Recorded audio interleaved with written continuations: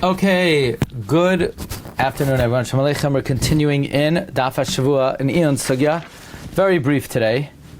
Very brief. Hayoim Katzar v'Hamalacha Meruba. Here we go.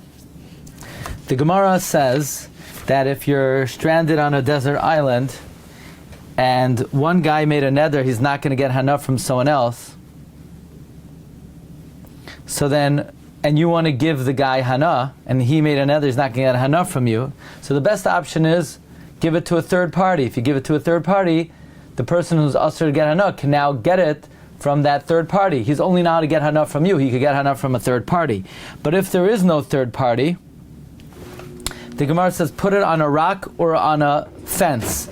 I was wondering on Shabbos why the Mishnah says put on a rock or a fence. Who cares where you know, why do you need any examples?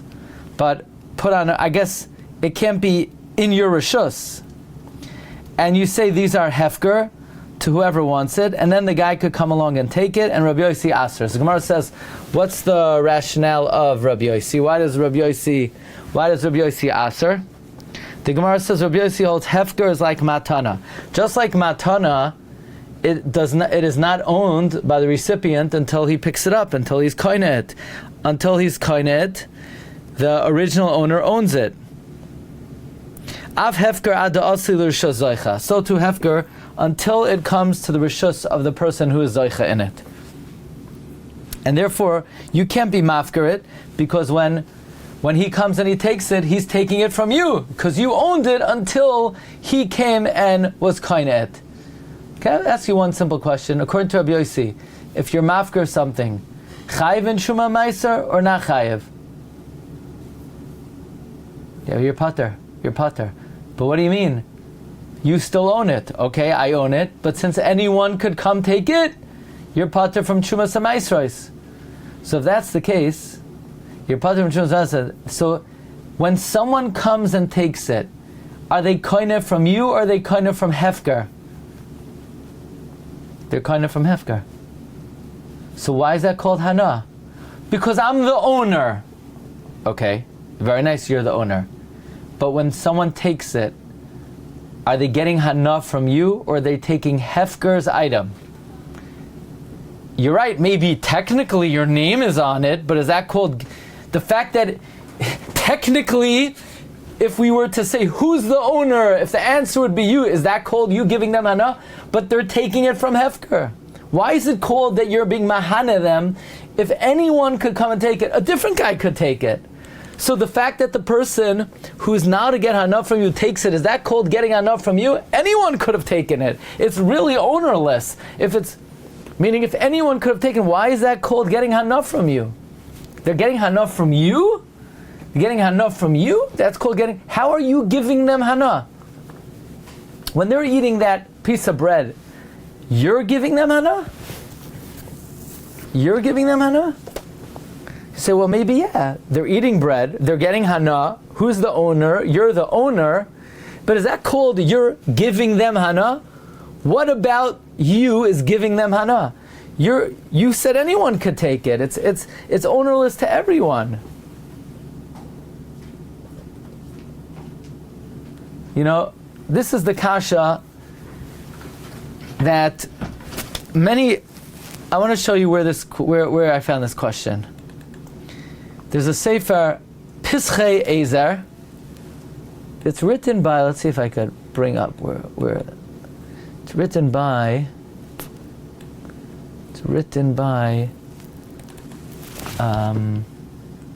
see if I could find it on Oitzer Chachma, who the author is. Pischei, it's a contemporary sefer. Pischei Ezer is written by Rav Ezra Erez. Okay? And he brings this interesting question. And let's see.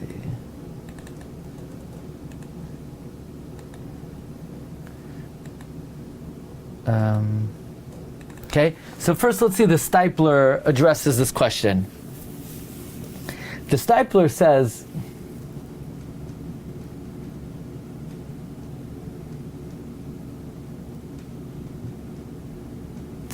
Question. In Rabbi Yossi, can the person who made it Hefker retract?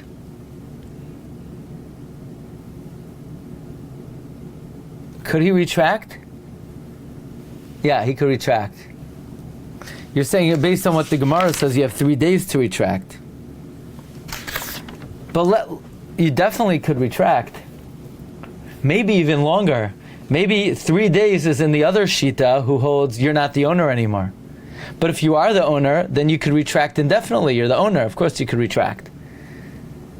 So the Steipler says in Nedarim, Siman Lamed Beis, that my high time a delay nafik mershuse ad de asi l'rshus zoicha yachal hamafker lachsa by ayin sham b'gemara v'nimsa de kishe'enoi choizer mehavkeroi u'maniach la'amudar l'zakos boy hu mehaneo b'ma she'enoi choizer mehavkeroi u'mechashva sha'adavar boloi machmas habailem.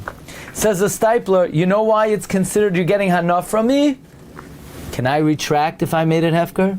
Yeah, I'm the Bailam. So you know how I'm being mahana you? By me not retracting, that's called giving you hana. At any moment now, I said, okay, this is Hefker. In the meantime, I'm the owner. And you're inching towards that item. At any moment, I could retract. Me not exercising my right to retract is called giving you hana, and me, and therefore the hana you're getting is coming from me. That's how the Steipler understands. My refraining from retraction is the hana over here. That's considered the hana. Okay. In the Sefer Anfei Erez, he brings from the Sefer Pischei Erez of Rav Ezra Erez. He brings an answer. This is, get a load of this, from let me put this up.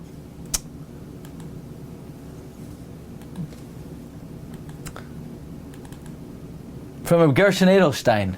That's a good one.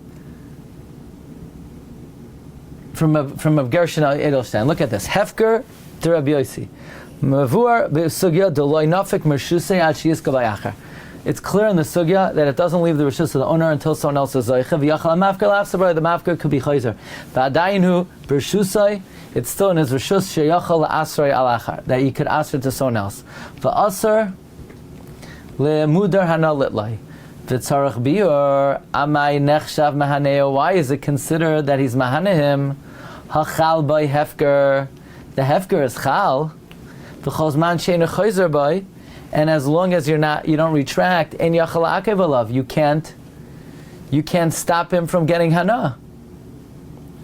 In other words, how am I giving you hana? I made it hefker, and I can't stop you from taking. Once I make it hefker, are you allowed to take it? Yeah, and I can't stop you. So how am I giving you hana? So he quotes the Steipler. The hana is the fact that I'm not retracting.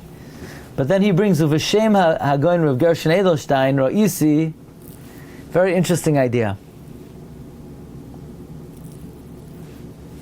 When someone is mudar hana from their friend, they're not only mudar hana from the person, they're mudar hana from the person's items. Even if their friend cannot stop them from getting hana, I'm not allowed to get hana from you. So you say, you're not getting hana from me. You're getting hana from my sandwich. I'm not allowed to get hana from your sandwich. Mudar hana means not just I can't get hana from you. If it meant I can't get hana from you, your sandwich that you are mafkir is not considered from you because you already rendered it ownerless and there's nothing you could do to stop me from taking it. But the definition of mudar hana is it encapsulates you and what you own. So me eating your sandwich, I'm benefiting from you. I'm getting enough from you. Say, no, because I already rendered it ownerless. Okay, very nice. But I'm not to get hana from you, and this is part of you. Your items are part of you. Your items are part of you. That's what I have for you today. I'll let you think about the question. The question again is that even though in the world of Rabbi Yossi, the owner is still technically the owner until someone else comes and takes it, but isn't the fact that anyone can take it mean that that's not really called getting hanaf from the owner, because the owner can't stop anyone from taking it? Why would that be allowed?